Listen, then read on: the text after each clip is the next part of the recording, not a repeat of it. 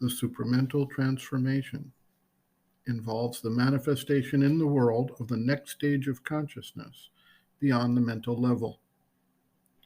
Just as the evolution of mind brought about enormous changes in life on Earth, the evolution of supermind will have a transformative effect on all existence, on the mind, on the life force, and even on the physical body.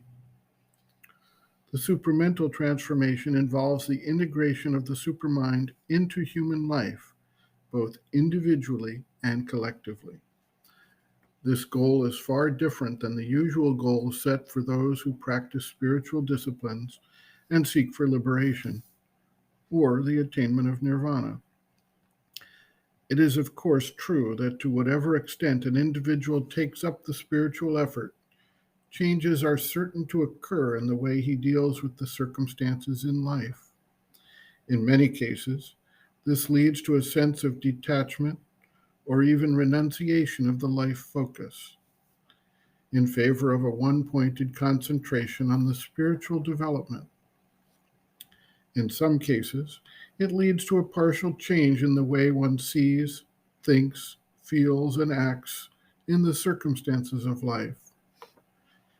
None of these traditional paths, however, have envisioned both the ushering in of a new evolutionary stage and its far-reaching impact on all aspects of life.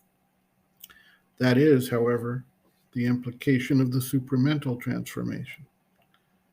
Sri Aurobindo notes, quote, "If spiritual and supramental were the same thing, as you say my readers imagine, then all the sages and devotees and yogis and sadhaks throughout the ages would have been supramental beings, and all I have written about the supermind would be so much superfluous stuff, useless and odious.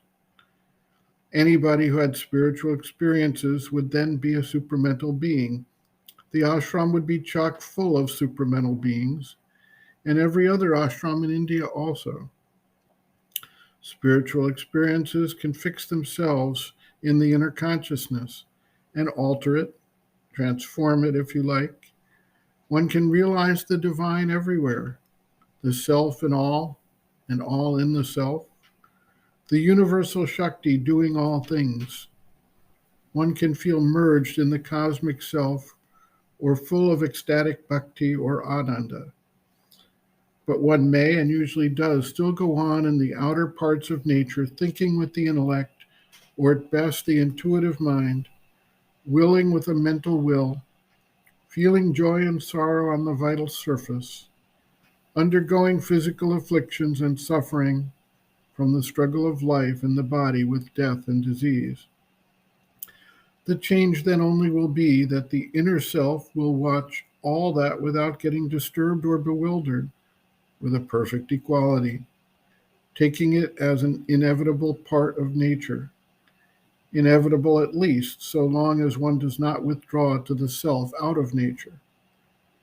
That is not the transformation I envisage.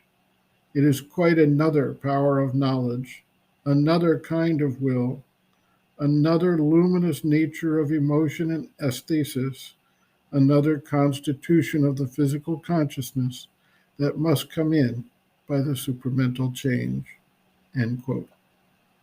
Reference, Sri Aurobindo, Integral Yoga, Sri Aurobindo's Teaching and Method of Practice, Chapter 8, The Triple Transformation, Psychic, Spiritual, and Supramental.